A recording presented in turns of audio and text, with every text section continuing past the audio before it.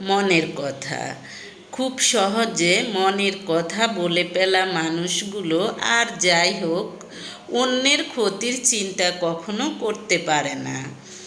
জীবনে প্রথম দ্বিতীয় বলতে কিছুই নেই, শেষ পর্যন্ত যে পাশে থাকে সেই আপনার আসল বন্ধু হোক, আসল আত্মীয় হোক, যাই হোক সেই হলো আপনার প্রকৃত মানুষ।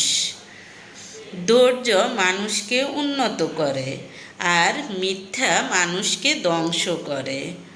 যে নিজেকে চিনে তার আর কাউকে চিনতে বাকি থাকে না।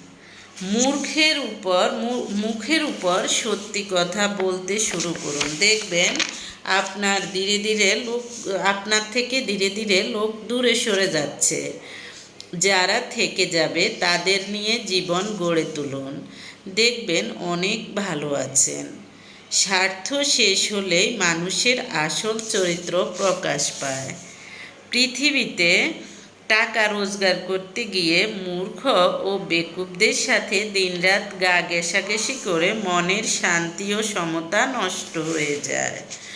আর সফল মানুষেরা কাজ করে যায়, তারা ভুল করে, ভুল শুধরায়, কিন্তু কখনো হাল ছাড়ে না।